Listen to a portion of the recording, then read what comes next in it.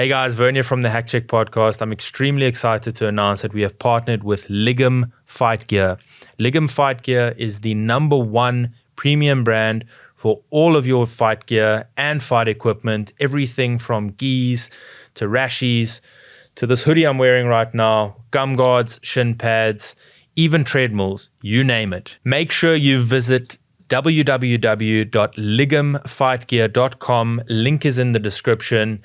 As a special gift to all of the viewers, I'm giving you 10% off of all of your purchases, big or small. Use the discount code HACKCHECK10 at checkout for 10% off of all of your purchases. That's ligumfightgear.com. HACKCHECK10 is the discount code. We hope you enjoyed this episode. Hey guys, welcome to another episode of our weekly MMA talk show called Chokes and Eye Pokes, where we discuss all things related to MMA, UFC, and fight sports in general. I'm your host, Vern. I'm joined by my co-host, as always, Jack. Jack, welcome back. Yeah, good week. I mean, bad week, but we'll get into that. Bad week for me, I think, on the predictions, but yeah, we'll have a look at that. Yeah, it was an interesting fight week. A lot happened. Yeah. Bad, I think. Okay, let's get to it. Let's actually not jump the gun. So, UFC Fight Night, Barboza versus Yusuff. I think we'll get into the review of that. We had the first fight was Christian Rodriguez beating Cameron Simon by unanimous decision, 30-27, 30-27, 29-28. Before we get to the actual fight, Rodriguez made it a catch weight, 140 pounds, missed weight. Yeah. It's a bit of a second time in a row now, actually.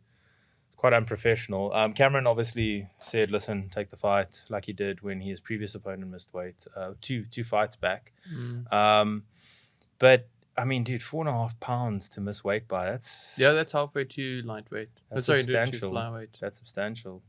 Strawweight. No, featherweight. Featherweight. Yeah. That's halfway there, you're right. Yeah, 140 pounds. Okay, they dock them pay. I think it's like a 30% of your purse goes to your opponent, but I still feel like it's not enough to stop people doing that. Yeah. Halfway to featherweight, that's a big difference. And those last 4 to 5 pounds are the pounds that you need to really suffer to get rid of. Yeah. And it's almost like he just decided, I mean, I don't know what the inner workings of the camp were, but like, to go and just be like, I'm not going to cut the 4 pounds, 4.5 pounds, and only have 30% of your pay docked. That's not enough for me. Yeah, that's true. Also, like at that weight, at bantamweight, that size difference makes a big difference. It's a big percentage. I think it's like 3.5% or something like that, which is it's a massive percentage. Yeah. But also, like, put yourself now. So a lot of people say like, no, well, you shouldn't accept the fight and all of that kind of stuff, and you should wait for another opponent. But put yourself in Cameron's shoes, like. He's a gamer. He's always he'll take the fight unless something really like someone comes in like Khamzat like 8 pounds over. But picture yourself, you fly all the way. Well, okay, before you fly all the way across the world, you do a long camp like 2 months, 2.5 months. You're training off an injury as well. Off of an injury, you're training for 2.5 months. You then fly halfway across the world. And then the person's like, oh, well, they missed weight. You want to still take the fight? Like, you got to make that decision. I'm sure it's not at the drop of a hat, but comparatively it is. Yeah. You think many people are going to be like, nah, you know what? I'm not going to take the fight. I'll sit this one out. Yeah. Kind of damned if you do, damned if you don't. Yeah, very much. And then another example is like Stephen Wonderboys Thompson when he did that last time. It was recent. Then like he got so much slack. Yeah. Yeah. So, I mean, that's a bit of a contentious issue, and I think it did play into the fight just a little bit, especially if you look at some of the grappling exchanges. If you look at the fight, first of all, Christian Rodriguez's team gave him a great game plan, because you could see in the rhythm of Cameron's shots, they were like offsetting his rhythm with these like off time shots. Yeah. So like it would be like 1, 2, 3 shots, and then as he's like between the third and the fourth shot per se, he'd land a shot, which would completely throw the rhythm off. Cameron's rhythm off. Now also they were timing the takedowns really, really well. So they'd obviously drawn off a very good game plan. What I will say though is like the times that Cameron, just in those little exchanges or those little parts of a grappling exchange where the extra effort matters, and like strength, that extra strength matters. Like if you're going up to someone that's just a little bit stronger than you, and you get that upper hand, just the right time. Yeah. I think that's where the weight played into it. Because a lot of times Cameron was looking like he was going to stuff a takedown, and then it would be into like an odd exchange. And even when Cameron was trying to get some of the, like, he had an overhook and he was trying to sweep. I forget what the throw is called in judo. He wasn't completing it, and I think it's because that advantage in strength for Rodriguez, and that's the difference in this fight. Yeah, but he was so slick though. It was, I don't know, even with that advantage while grappling, it was really cool to see Cameron be able to get out of a lot of those threats. The anacondas. Yeah, two or three is perfect timing, like the anacondas. But look, round one could have gone either way. I'll probably give it to Cameron, but I understand that they gave it to Rodriguez. I think Cameron pushed the action a little bit more. Yeah. But Rodriguez did have that submission attempt, and there was a bit of an exchange on the ground. Round 2 was Rodriguez's round. There was no doubt about that. I mean, he was on Cameron's back for the longest time, locking in the body triangle. I think he also went for a submission. I don't know if it was round 2 or 3. And then round 3 was Rodriguez's. I'd give that to Rodriguez as well. I remember watching the fight thinking, Rodriguez is going to win this fight if it carries on like this. And then it just kept on going on. I think he scored a takedown at the end. He didn't keep him down for long. But I think Rodriguez fairly won that fight. I think at 29-28. Yeah. But yeah, it was a good performance by Rodriguez, and their game plan really laid the foundation. Yeah. Do you think he'll stay at bantamweight? Who? Rodriguez. You don't know what the issue is, why he wasn't cutting the weight properly. You know, I mean, if he's literally just, it would be extremely unprofessional if he was just too lazy to do it. I really don't know what he cuts down from, but I think he'll stay at bantamweight. He's made a name for himself now, being the hype killer, if you want to call it that. Like Rosas and Cameron now. Yeah, so maybe they'll try to keep him at a lower weight out of camp, or start his camp early or something. Yeah. But they've got to do something because if you miss weight 3 times in a row, they might cut you because of that. Yeah. But where does Cameron go from here as well? I don't think anything changes for him, to be honest with you. But who's next fight? Look, it's early days to think about something like that. I think somebody in that same... So we said it on the flip side, like we were saying Rodriguez is going to lose. Yeah. And it's not the end of the road for him. It's just a stumbling block. And he just happened to fight such a great fighter at an early stage. And I think it's the same with Cameron. Like these guys are both, in my opinion, going to be top 10 at the very least. Yeah. So they just met each other early. So it's a stumbling block early. Yeah. So I think for Cameron, it's a minor blip in the radar. If he just stays focused, stays hungry, which he will do. I mean, he's 22, you know. Yeah. If you go look back at Dricus, I can't remember how old Dricus was when he lost in KSW. I think also early 20s.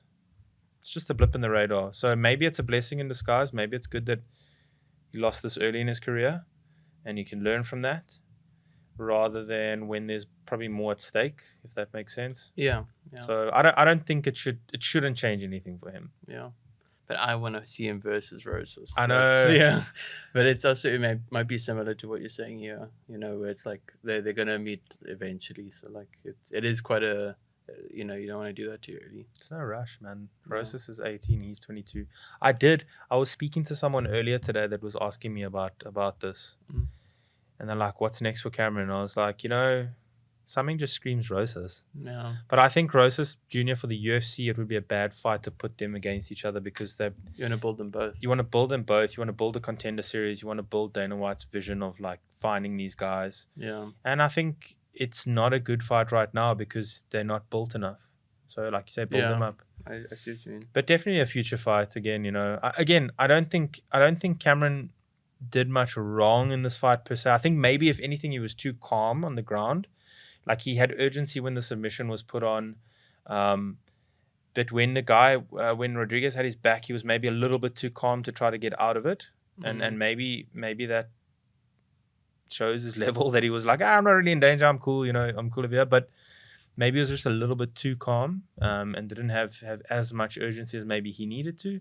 Yeah, but I think it was hard for him to start because his conditioning looked really good. So at the end of the fight, he seemed fine. I think it was just that awkwardness or like that nullification of when he was trying to get started. I don't think he did anything wrong. I think maybe again, like it's just an adjustment thing. Yeah, and it was literally like he just couldn't get his rhythm, because his rhythm just kept getting offset by the odd timing of Rodriguez. Yeah. So no doubt, I think he'll be back. For sure. It's just disappointing to lose, obviously, the first time, I'm sure. But it's MMA. It's not boxing where your O is everything. So let's see what happens. But yeah, I definitely think he's definitely going to be back. Tough loss, but he'll be back. Yeah. For sure. The next fight we had It's cancelled. Well, yeah, for us, I mean, Michel Pereira was supposed to fight, but yeah, his bout got cancelled, and then they brought in Andrei Petrosky, and it wasn't a very quick fight. It was pretty much a demolition. 1 minute 6 seconds into round number 1. Yeah, shame. I hope he got paid. I hope he got paid a lot of money because that was yeah. Like 4 days notice. It was yeah. I think less even. Yeah. Not really much we can say about that. Pereira looked good. Yeah. Looked really good. What do you think now for him? I mean, this middleweight division is.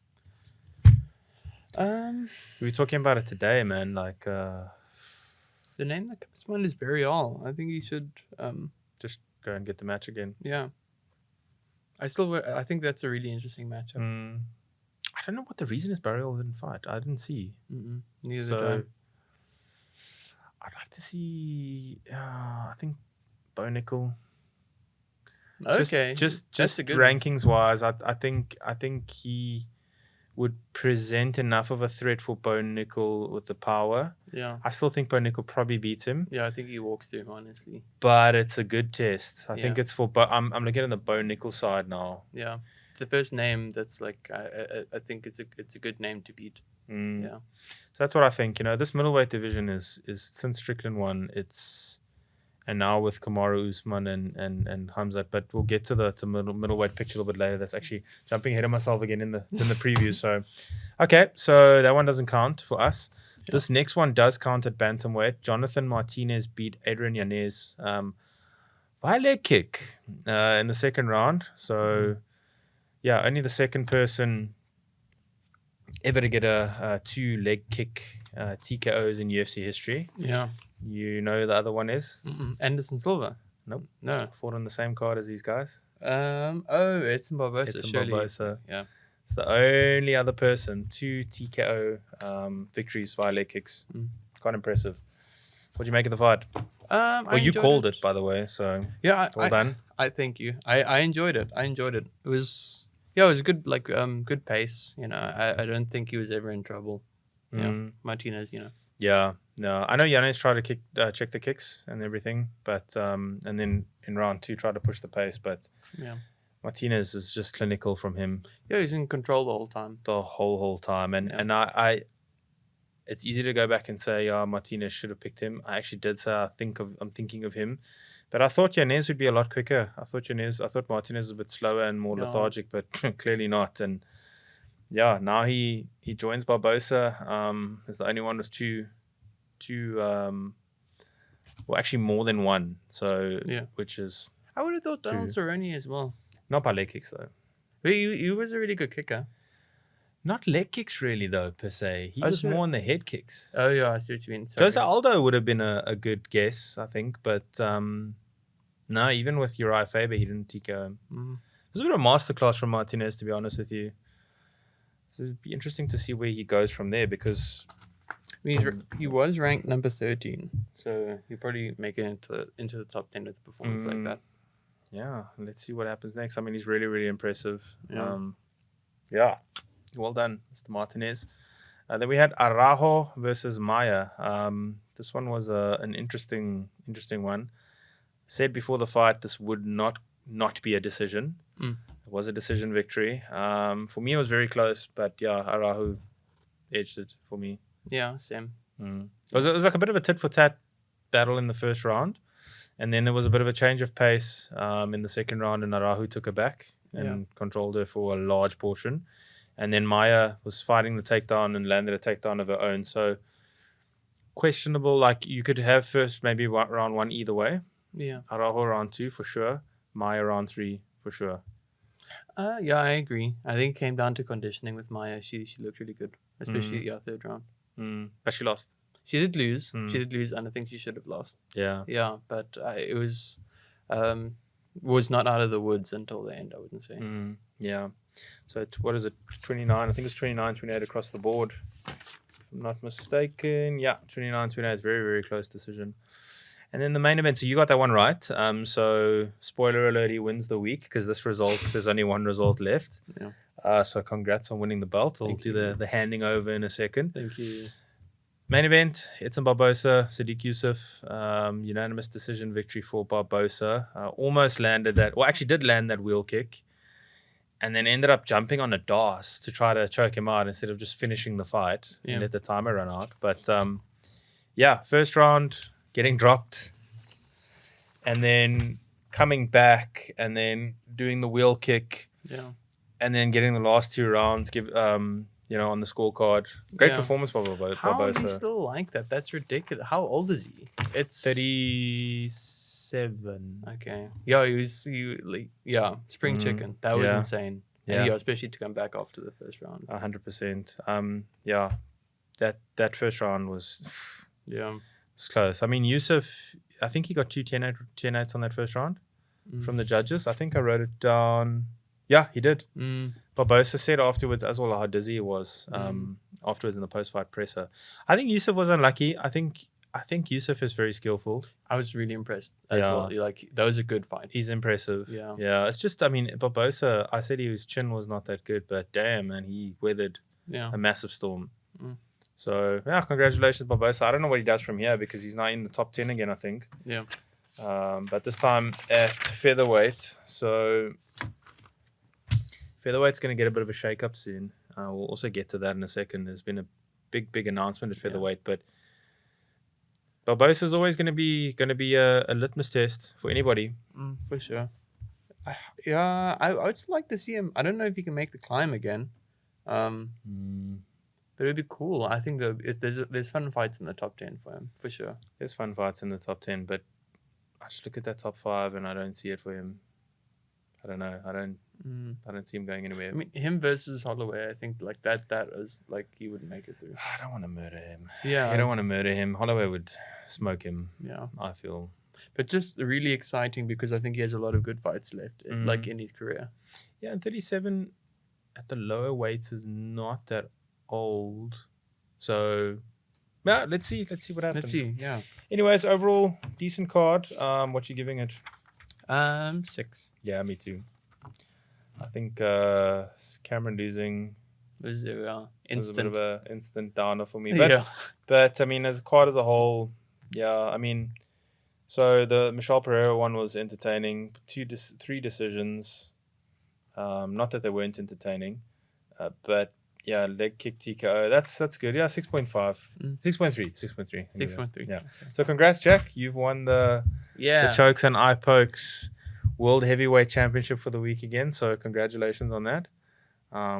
It's yours for a week. Thank you. So keep it warm before it comes back home. I sleep with that thing on. Oh, really? Yeah. Nice. You bath with it on too? Yeah. Oh, wait, that's too much information. I don't know if I want to know that. So speaking of the featherweights, did you see the announcement of Max Holloway versus Ilia Topuria? Yeah. I think it's the fight to make. I'm really excited for that. Crazy fight. Yeah, I want Max to take the O. I want Max. I think he will. I think Max will win pretty convincingly, honestly. I know. It's leaning towards Max. But Topuria, dude, I don't know, man. Topuria is just... He is a different animal, but Max is the animal besides Volkanovski. Yeah. So I do think he can definitely take the O for sure. It's such a... I like them both so much. It's such a tough fight to call. I might even call it draw when we do the predictions because I can't pick. Yeah. No, I'm joking. But, it's obvious because Volkanovski now going and fighting for lightweight title that takes him out of the picture for for the foreseeable future, whether he wins or loses. Yeah. I think they're trying to make that fight in January. Volk Topuria. I think they were trying to. Yeah. I mean, they could still make it, I think. But maybe Volk is going to stay at 55. Who knows? Yeah. But we'll get to Volk in a second. But I think it's good because it doesn't hold the division up. And I think it's good that Holloway is back in the mix because he does deserve... I mean, you can't have him fighting people that are not at the top because he's just so much better. Like, I mean, he's the next best guy. So he needs to fight. And now Topuria as well. Yeah. So, I mean, like, it's the fight to make. Yeah, like Max, my mind automatically always goes to, so the 2 fights in recent history was the Allen fight and like those in my mind, like the 2 most up and comers, like those are the top challengers, and he took them both out, and then he still got a title shot afterwards, but like I don't know, Max is here to stay. He's young, he's like 33 still. Yeah, he's young in age, possibly, but he's not. I mean, he's taken a lot of damage. Yeah, but he doesn't spar. He should win. Yeah. He should win. I think barring a miracle, he should win for sure. But it is an interesting fight. I think they want to do it in January, like in that 20th of January, so where Volk would have fought. Yeah. What a way to kick off the year, having that, provided it's a main event, because you don't know what other crazy stuff they're cooking. It should be if Volk, I mean, okay, we'll get to the preview, but if Volk stays at 155, make that interim, make that an interim title. It is interim. Is it? It's already interim. Okay, awesome. Yeah, that makes sense. So that doesn't hold the division. I love that Yeah. fight. So we'll get to the predictions when the time comes. But I'm also leaning towards probably Holloway. And then old Beneil is fighting on the 16th of December versus Tsarukyan, Arman. That's an interesting fight. Yeah, tough fight for Beneil, honestly. Yeah. I don't know. He had so much momentum. How does he come back after that loss to Islam? Unless maybe he's got doesn't have the next title shot even, because he lost to Charles, by the way, not to Islam. Yes, The problem is now, and again, it's like with the Volk situation, is I think the title picture is far from clear at lightweight. Yeah, and Justin Gaethje still deserves another shot. Gaethje, Charles. Okay, you had Volk now, so whatever happens with Volk or Islam, so put one of those two, whoever wins or loses. Charles was the one who was supposed to have the title fight, pulled out, so he's not just going to go away. You've got Gaethje, who's also like a number 1 contender, really, because he beat Dustin Poirier. Yeah. Connor's now back in the mix. He's always there, whether he deserves it or not. If he makes it through that lineup, like, bro, there's a part of the show we're gonna get to where you will figure out very soon. Connor runs everything in the UFC. Yeah, Connor gets what Connor wants. Yeah, so we'll get to that. Yeah. But you've also got now Tsarukyan, Beneil. I mean, it's a crazy lineup at lightweight. Yeah. So they haven't promised him. I don't know. Maybe Beneil's just like, you know what, I'm going to get back in the win column. Like, it doesn't matter whether I'm fighting someone good or bad. Like, I'm just going to get there. Let me just get in there. Some people just want to go and take down the biggest potential challenge, and everyone else has seemingly got fights lined up. So Tsarukyan's the next in line. And for Tsarukyan to win that puts him up there now as well. Yeah. So, man, what a time for the UFC. What a time for them. Yeah. And the lightweight division's actually been weirdly quiet since Islam is champion, because he actually doesn't fight that often, really. No. Like, but I don't know. There's just so much going on in there. Like, yeah, well, listen, there's bits about Islam as well. I mean, we may as well cover it now. He said he's given Volk a chance twice. So now he needs to fight for 2 titles. Now he needs a chance to fight for 2 titles. Oh, so he wants to go to welterweight. If he goes to welterweight, I would say, if I was the UFC, I'd say, like, cool, go fight for your 2nd title, be a double champ. We're stripping you of the lightweight title, stay at welterweight. Yeah. Let the rest handle it, because he doesn't fight often. Yeah. And welterweight, the guys don't fight. I mean, Colby Covington fought beginning of this year, end of last year, something like that. No, I think sometime last year. It wasn't this year. Leon Edwards fought like in March. Yeah. Or something crazy. So they don't fight either. Yeah. Kamaru Usman's last fight was in March as well, whenever he fought against Edwards. Yeah. So he can go sit in that division where they don't fight each other. They fight each other once a year. Yeah. But the UFC's got so many options right now. And again, like Graham said on the last podcast episode, they just pick up the phone. They've got 60 people ready to go and fight that day. Yeah. It's crazy. Yeah. But I don't like that fight for Islam. If he fights Leon, to be honest, I think that, like, the size advantage that he gets at lightweight, that's why he stays there. Same with Khabib, honestly. I think that they cut an insane amount of weight. And, like, on fight day, they're big, you know. I think they kind of need that in a lot of ways, you know, You're especially right. their style of fighting. And also Edwards is not easy to keep down if you can get him down. And on the striking, you'll have the clear advantage. So, yeah, I don't like that fight for Islam either, but hey, take it, dude. Go for it. Why not? Yeah. Why do not? it. Yeah. But yeah, for Tsarukyan and Beneil, I think Tsarukyan just as an early prediction, I think. He looked really impressive in his last fight. He did. And I'm just such a big fan of Beneil. But that fight against Charles really actually like I'm not gonna make a prediction now. Yeah, we've got a couple of months until that happens in any event, so no need to do anything rash right now. Yeah. I don't know if I want to talk about this, but maybe we should probably talk about it just because of the circus that it was. Dillon Danis and Logan Paul, what a joke. I didn't watch the fight. Apparently, it was stopped in a weird way. So, first of all, I just want to say, if you paid to watch this, you're an idiot. Okay? Seriously, I'm going to premise it by saying this. Yeah. First of all, Dillon Danis, everybody knows he can't strike. Okay? He made some attempts to strike in the first round, and the rest of the round he just put his hands up and did nothing. He Just does stayed jiu-jitsu. That's his whole thing, right? So in the boxing match, he went to pull guard. He pulled guard and just lay there. Yeah. I mean, that's weird. It's weird. And then Logan Paul did that weird, and someone commented, I don't know if I saw it on YouTube or Instagram or Facebook or whatever. You know, I don't know if you saw that exchange Logan Paul did where he had Floyd Mayweather standing like this, and he just winged wild punches at him. But he looked so, I need to be politically correct here. I can't use the word that I want to use, but he looked idiotic. Okay. And he literally just put his head down and did this. And he did that to Dillon Danis and didn't land really a single punch. So he trains all that time and he's not even efficient. He's not even a decent boxer. He's not even a white collar boxer. He's not even there.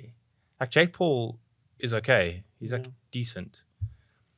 He couldn't even land shots. And then they had some exchange I can't remember exactly how it happened, but Dillon Danis essentially looked like he was trying to guillotine him or trying to take him down or something and ended up on his back. And then Logan Paul was standing on top of him and tried to ground and pound him.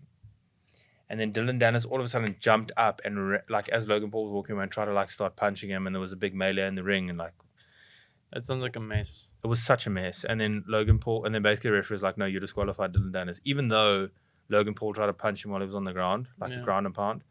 Then Logan Paul was standing on the ring like it was WWE, making a circus. Jake Paul jumped in the ring trying to they were going back and forth at it, and the fight got stopped. It was a disqualification. Then Logan Paul was like, well, Rey Mysterio, I'm going to challenge you for the United States Championship when I'm back on SmackDown or Raw or some pay-per-view, odd. And then he goes, Conor McGregor, I'm calling you out for my next boxing match. And I'm like, Logan, you are literally 1, 2, and 1. Okay? If you don't want to count the exhibition fight, you have 1 win and 2 losses. Your 1 win was against Dillon Danis as a disqualification against someone who has literally 0 stand-up. Yeah, again, jiu-jitsu. He's a jiu-jitsu guy. Gordon Ryan was in the ring actually, by the way, afterwards. But so he's, even before the fight, I was sitting there listening to Logan Paul talk. And I was like, he's talking like prime Mike Tyson with a record of 0 and 2. He's never won a fight. Yeah. And he's talking like he's one of the greatest. He's like, we're legit boxers, we're professional boxers and whatever. Those guys are big dumb. I get that they're good businessmen, but they're dumb. I'm not convinced that they are good businessmen anymore. Yeah. Pump and dump, that comes to mind with a lot of things. Yeah. Sorry, I interrupted you. We're going to say something. I'm just No, the noise. So yeah, he called out Conor McGregor. Then Jake Paul called out Tommy Fury again and quoted Mike Tyson saying, "Sign the contract, big boy," and all this weird. Yeah. Jake Paul's decent. He's a decent boxer. Especially in comparison to Logan or that whole sect of YouTube boxers. Yeah, because KSI just hugged. And KSI just stands there and waits for you to engage and runs away. Like, he doesn't do anything. Yeah. So I'm sorry if you paid. No, I'm actually not sorry. It's your own problem. Yeah. Apparently, Tommy Fury as well. He was like, he doesn't want to rematch because that's his last YouTube fight that he's going to fight, and then he has to call out Jake and Logan Paul. So it's also like, what it's all a circus. It's a circus. It was entertaining at a time. Like, I won't lie. Like, I'll talk about it and whatever. But I think this is the one that stops it all. Well, particularly for Logan Paul and KSI, because even if you're a fan of theirs, like, you can't tell me that was entertaining. Yeah. Surely not. So maybe the spectacle. Anyways, we don't have to see that anymore. Probably till the next one. Yeah. So, yeah. It was fun build up though. Dillon Danis. Yeah. Oh, even in the press conference just before the fight, bro. Oh, no. Gordon Ryan comes out and he's like, "Oh no, that's a steroid dealer." Chris Hansen comes out and he's like, "Hey, aren't you supposed to be in jail for evading taxes?" Oh. And then he's like, "Oh no, you're a, I don't know if I'm allowed to say the word, so you're a person that likes young kids." Okay. And then Dillon Danis is like, "Hey, doesn't your dad like young kids?" And he's like, "What are you talking about?" He's like, "Yeah, there's a video of your dad kissing a 16-year-old. Oh, heck. There's legit a video of his dad kissing Did a Dillon say 16-year-old. that? Yeah. Hectic. So she was blindfolded and the dad kissed her. Hectic. And then the dad started chiming in from the it was so entertaining. And then they got behind that glass. That's one good thing that this Misfits boxing has done. They got like this plexiglass between them and the standoff. Yeah. So people can hit the glass, kick it as much as they want. That's cool because they can't hit each other. So, yeah. Speaking of steroids, a great way to start a sentence. Yeah. Did you see USADA versus UFC? I saw like just some titles, but I don't actually understand what's really going on. So what I saw, and I haven't fully delved into everything, but basically what I saw was, and I don't know what the sequence of events are, but I saw the bit of Dana White calling the UFC, pieces of shit, and who wants to do business with them, and it's a snake move. Yeah, it's a snake move, and they're trying to move into other sports, and like they pull something like that, and I'm like, Dana, just say what they did. Like, you keep saying, "Oh, what they did," but you're not actually saying what they did. Yeah. So I went and looked again, and basically they put out a statement, as far as I can see, that said Conor McGregor has entered the USADA pool as of, I think, like 8th of October. The dates could be wrong. He's got a mandatory 6 months minimum, which is the standard protocol. Yeah. Which, by the way, you either go straight back and submit a urine test, and then even then I think you've got 6 months, or you say, "Listen, I've taken this and that and some more." Disclose. It's mandatory 6 months, and then you've still got to submit 2 urine tests afterwards that have got to be clear. And they said, okay, Conor McGregor is into the pool as of 8th October. He's got a minimum of 6 months, and even after those 6 months, we can still ask for a longer period of time, but he still has to submit 2 urine tests and pass.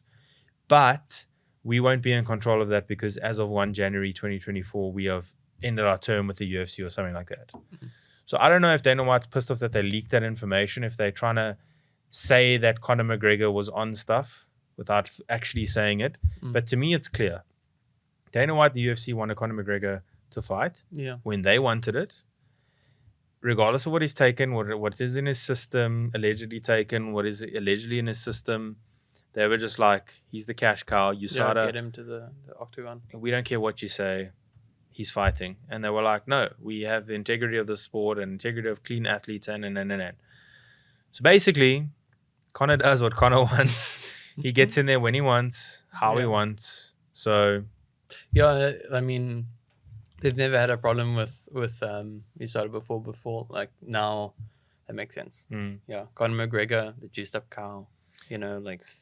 I want to cut back to this clip. We might put it in, we might not put it in. Spoke about the juice division, where Conor comes back and starts the juice division. I think Mystic Hack is back again. We called it. I'm going to claim it. We called it the juice division. But I saw John Jones was like, "Now you need to remove my one no contest," because remember he got popped for picograms or whatever. Yeah, literally. Yeah. After he KO'd DC. Yeah. So now it's a no contest. Seriously. It's been a no contest forever because they popped him. Oh, yes. Yes, and it's not a win. Yeah. He wanted a win now. Yeah. So that'll be hilarious to see how that plays out between him and DC just on social media. it's not going to change. I don't think they're going to change it. Yeah. I think they'll keep it. They should. It should have never been a no contest in the first place, in my opinion. And even his DQ should have been overturned to a no. I mean, he wrecked Matt Hamill to that point. But it was funny because Matt Hamill was like chirping him on Twitter, and he was like, "Bullshit! I beat your ass in that fight," and like obviously trolling, So you don't know. Yeah, actually, they've got we it. don't know. Hopefully. Yeah, hopefully trolling. Yeah. So it'd be interesting now. I mean, I've always said it. I just think you should just let people take whatever they want, but you must disclose it. So I think even with USADA, even with WADA, with whatever anti-doping association, you beat those tests. You can beat them. I'm not saying this happens, but it's highly possible that you, as someone that does the test, don't get paid a lot, and someone goes, "Listen, bro, here's $15,000. Chip out the test for us, man. Take this urine sample. Yeah. Take it in with you." Yeah. You can't tell me American football, even like, let me not go there. But you can't tell me there's not a lot of sports where you look at the people and every single person that plays is some sort of genetic freak that's just jacked beyond belief. Yeah. And it's not enhanced. No comment. I don't know. I don't know. I don't know. I don't even know if it. I don't know if it changes the integrity of the sport. I don't like. Yeah. I don't know why it's so. Yeah. I don't know. My thing is just that at some stage, whether it's supplements, whether it's diet, whether it's training, whether it's juice, steroids, whatever. Yeah.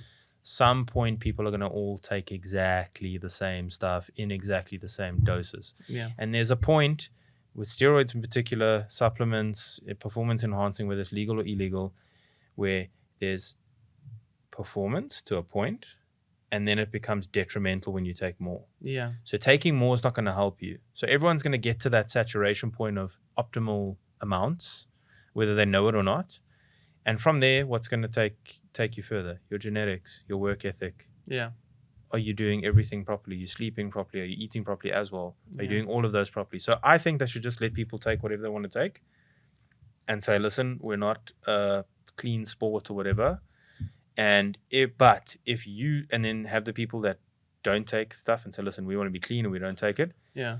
And they compete against each other and the doped people compete against each other. But if they catch you and you're saying you're clean and you're not clean, you're banned for life. Yeah. So like bodybuilding, similar energy where you have like one clean division and then like the standard. Even the clean divisions aren't clean in bodybuilding. Yeah. But trust me, the clean divisions, people are still looking for exactly the same edge. Listen, you get people that even compete at the top pro level in certain divisions that can be on nothing. Yeah. Like it happens. Yeah. But they won't be placing high. And even at the top level of bodybuilding, they don't say it's a clean sport, but they don't say it's an enhanced sport. But everybody knows they're enhanced. Yeah. So, but I don't know. The thing to me with UFC is like, I don't know, like just for the health of the athletes, like there's going to be some kid that's out there, like, that doesn't know how to monitor his hormones or like, any of the other factors that come with getting these enhancements, and then like there's going to be like real detriment.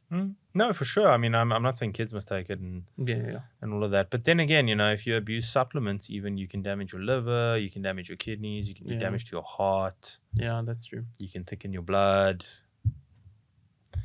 But hey, man, I don't know. It's going to be interesting to see what they do now. They say they're going to replace USADA with somebody else. Yeah. But is it going to be that, that same Johnny Hendricks, TRT Vitor, Dominic Reyes types where they're like jacked. And then the moment USADA came in, it's like, suck back into wither away to nothing. Yeah.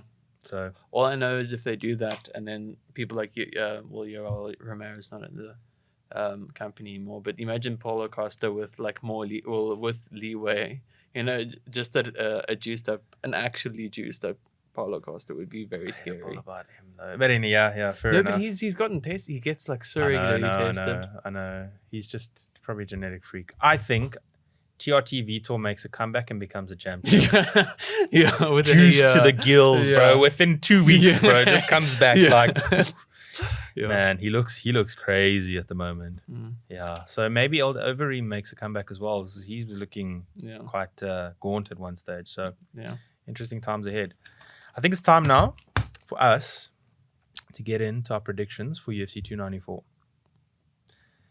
I'm interested to see what you say for these. This I can't pick a couple of these. But anyway, That's odd. starts off at bantamweight. Saeed Nurmagomedov, Dagestani, fighting against Muin Gafurov. Saeed Nurmagomedov 17-3.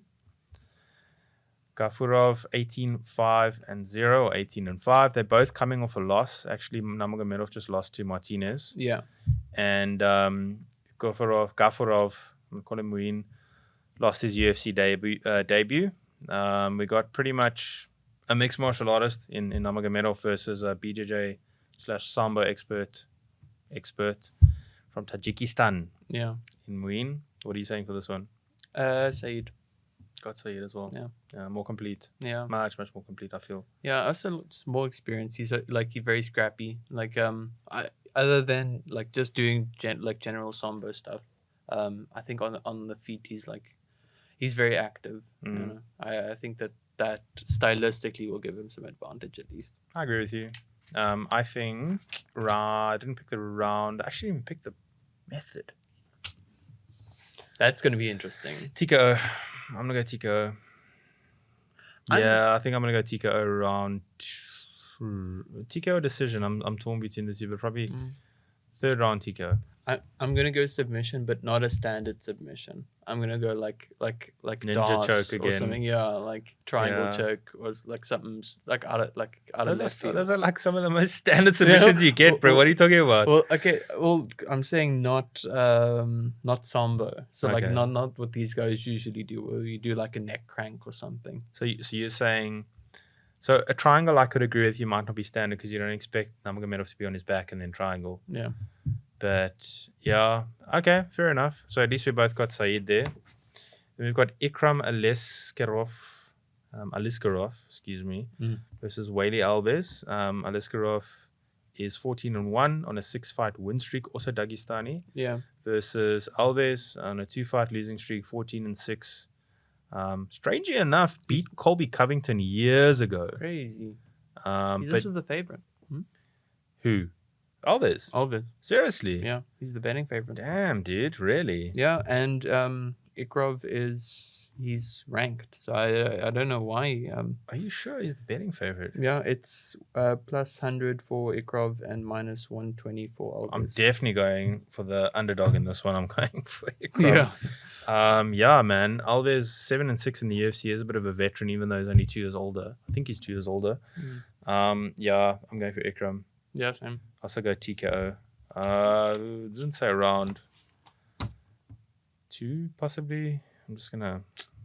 Yeah, I'm going. Ikram's just been very impressive. Yeah. What's the method? I'm gonna go submission again. I have a feeling this is gonna be very submission heavy. Other than like Abu Dhabi and like everyone's from Kyrgyzstan. No, not Kyrgyzstan. Dagestan. Yeah. Gonna wear him down probably. I mean, if it's 2 rear naked chokes, then that would be great, I guess, for your call. So okay. Then we got Mohammed Ankalaev versus Walker Johnny Walker. This is gonna be a fight, eh? So Ankalaev is 18-1-1. Just drew his last fight with Jan Blachowicz, which a lot of people felt he should have won, even Jan himself. Yeah, literally. Walker Johnny Walker 21-7. Been very, very up and down. What are you saying for this one?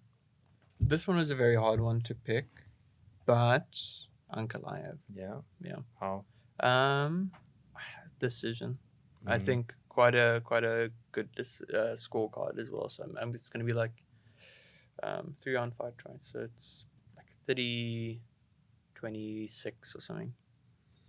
So I'm also going to go Ankalaev. I think he should have beat Jan. I think he's en route to a title shot next when he wins. I think he should be fighting for a title, honestly. Yeah, I also think so. I think Walker Johnny Walker, he's very up and down. Super entertaining. I love Johnny Walker. Like, he's entertaining in and out of the ring. Yeah.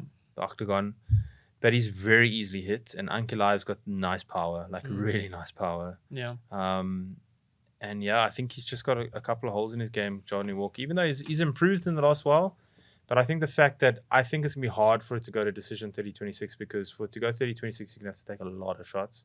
Yeah. I don't think he can handle a lot of shots from Ankalaev. So Mm. I think Ankalaev, I'm again going to go probably a stone cold KO.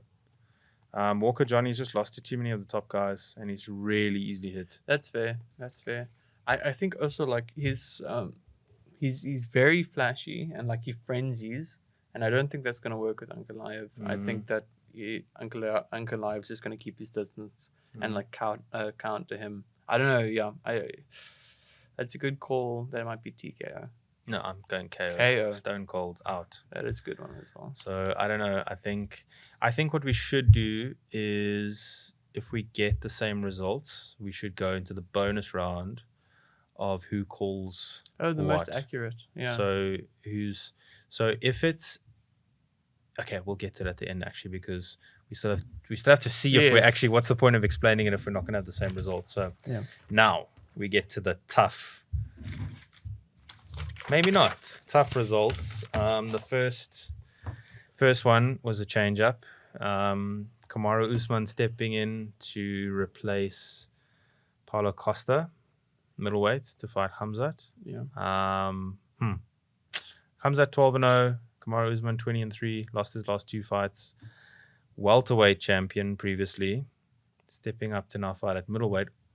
One of the greatest welterweights of all time. One of the greatest welterweights of all time. I wonder how they made the choice on Kamaru though. Like, not didn't they Dariush. have? Well, no, I don't think Dariush would have ever wanted to step in there. Not because he doesn't want to fight them. I just think he would rather wait, for what he feels is his title shot, being the number 1 contender. It's just like there was an alternate for the main event, so surely there'll be an alternate here, or do they just do it for the main event? Because this is like a main event. But the main event alternate Didn't get but picked. exactly. Yeah. So I don't know how they did it, how they picked it. It makes sense. Like, that should have been the fight from the start. Yeah. Just like the main event should have been the fight from the start for me. Yeah. So I guess it's always in the back of their minds. But I don't know how they chose that, because Cannonier could have been an alternate like he was for the title fight. You could have been like, hey, listen, Dariush, you messed up by not fighting Izzy. This is the UFC's viewpoint. You messed up by not fighting Izzy. Step in here. All's forgiven. Step in on short notice and fight Khamzat. And I think, weight cuts and all that kind of stuff, and probably you got to plan well in advance, especially on a South African. Well, you can get a visa on arrival, I guess, but I mean, that was probably always out of the question. So anyway, whatever the reason is, we have Kamaru Usman stepping in now. What are you thinking? First of all, how do you think the fight's going to go before you make the pick? It's on. This was the hardest one for me to pick, and so Kamaru is so good. He's so good. I do think his resume is a little bit padded, but that's not to take anything away from what he's achieved. He's definitely one of the best welterweights of all time, I think. He hasn't faced anyone that's big. Colby Covington notoriously fights at weight. He doesn't cut anything. Like, those none of them were big dudes. Same with. I mean, Tyron Woodley was pretty big, but like not insanely. But he was muscular big. He wasn't like these guys. Yeah. He wasn't. He's not gonna go and get.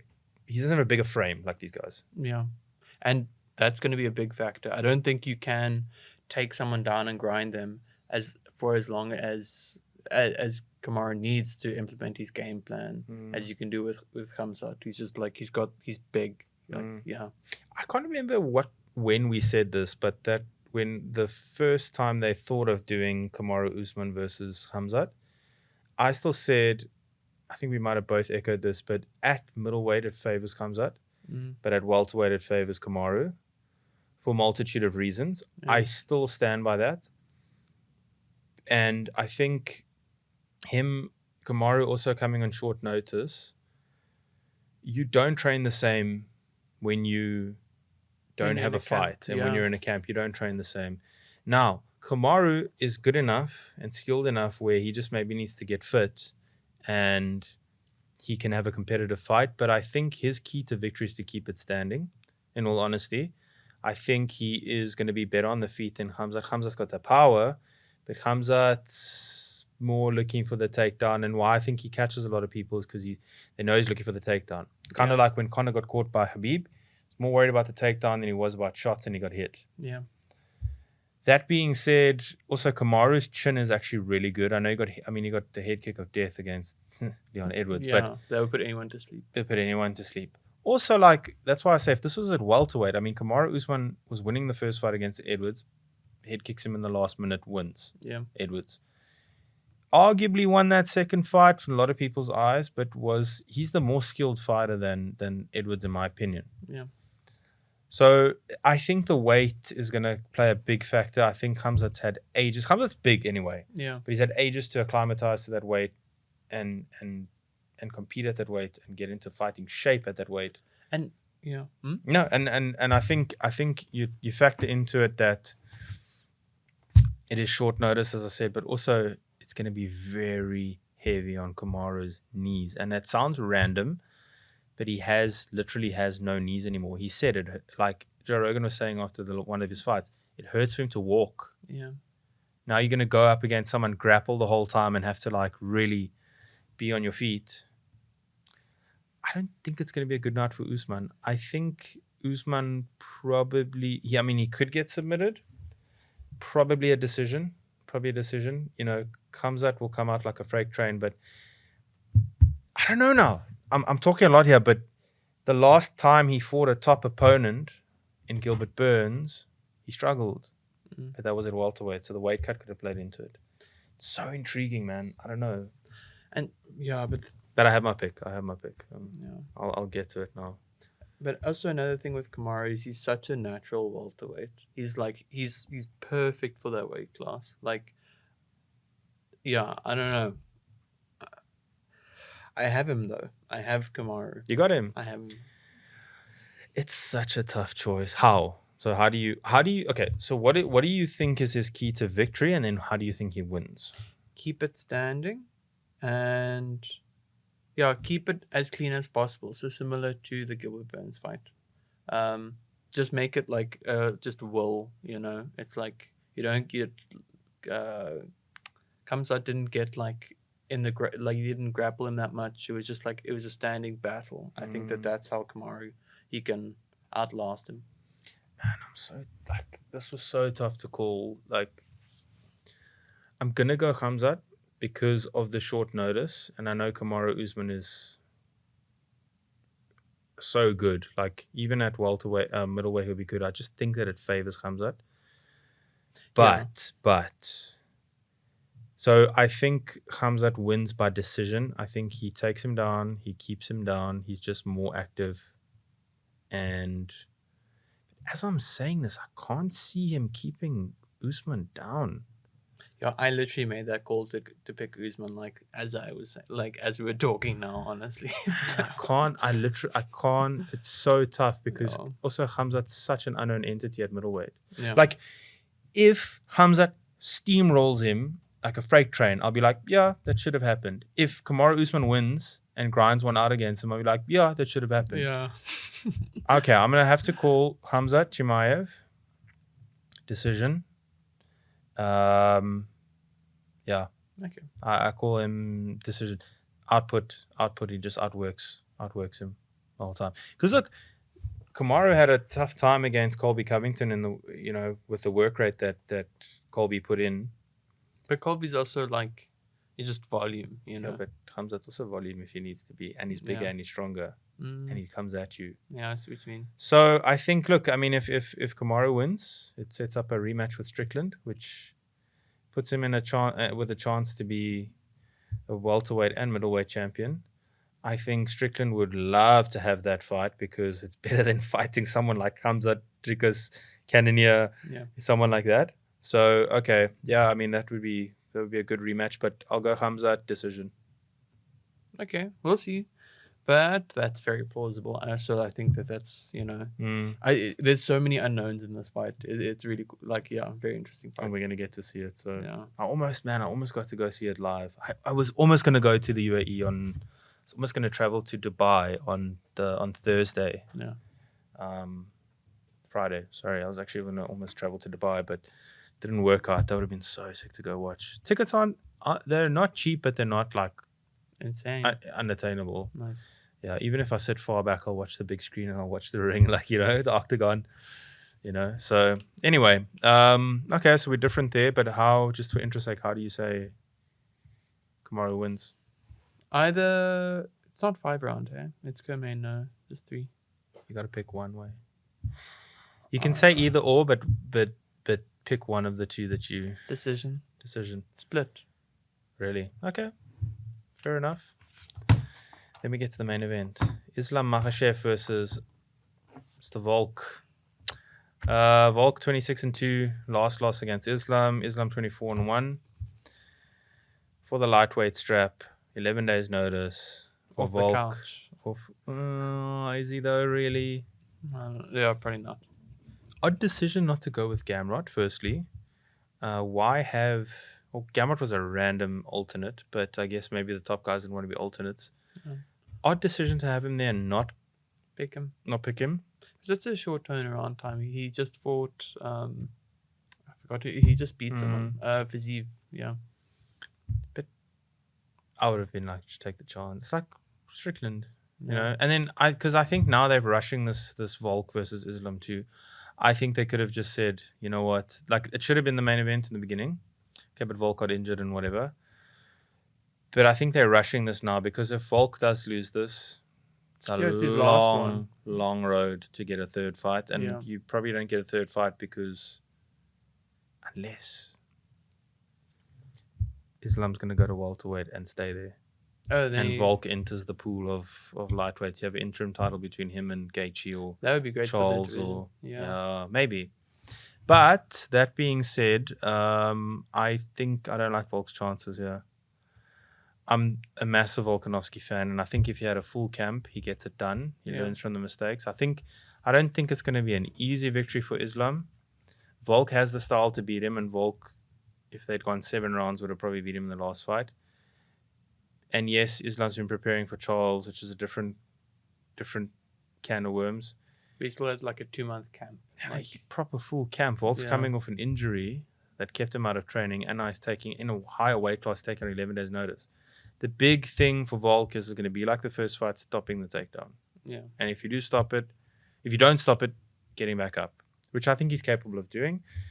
But I think it's gonna, in the championship rounds, it's gonna hurt him. So I'm gonna go with Islam to win this. Unfortunately, even though I'm a huge Volk fan, don't want Islam to win it, but I think he's gonna win it in Abu Dhabi. He's comfortable there. He's had a full camp. He's the bigger dude. He'll learn from the last mistakes against Volk. It's an adjustment he needs to make. So I'm gonna go Islam, but I want Volk to win. What are you saying?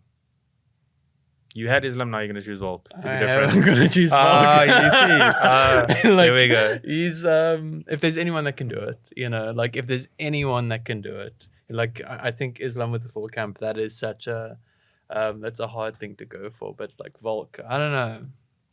If there's anyone that can do it. Yeah, look, I don't think he would have taken the fight if he doesn't think he can do it. But I also hope he gets paid. I hope Volk is getting paid. I would just like it to have been a full camp, but I want Volk to win it. I'm going to be very clear. I want Volk to win it. Yeah. I think Islam is going to win it. Yeah. Then Islam goes up to welterweight, go fight there, leave Volk to do whatever he wants in each division. I think stay in lightweight. Win, lose or draw, Volk is the man for taking this fight, putting his reputation on the line. Yeah. 11 days notice. Yeah. What a champion, man. I think Volk wins and then goes up to welterweight and wins. No, dude. No, it's a joke. That's a joke. Not anymore, bro. He was like, he weighed 90 kilograms back in the day, but yeah. I think he's got more chance of probably making bantamweight, maybe. Well, he'll make welterweight, but it's like... Yeah, he wouldn't find the same success. No, I don't think so. So, okay, so we've got the last two different. You're going Kamaru and Volk. I'm going Islam Khamzat, and we got the rest are the same. So no need for us to go into detail onto what... I think Volk wins by KO. He has to. He has to. I mean, imagine he subs him. Imagine submitting him. I think Islam by decision. Or Volk by TKO, yeah. Volk by TKO if Volk wins, which I'm hoping he does. But I'll be happy to take an L, like if provided Khamzat loses as well. Like I'll be happy to not get that one. But yeah, I'm getting so excited. I'm gonna say 5th round TKO, last 10 seconds as well. Yeah. I'm hoping that it's chips are down. I'm hoping to. Yeah. I'm hoping for Volk to win. Massive fan of Volk. Anyways, I think that's all we've got time for this week. We hope you enjoyed the show. Let us know what your thoughts are. What are your predictions for UFC 294 coming up this weekend? And let us know what you want to see on the show going forward. Hope you enjoyed that one, guys. Take care.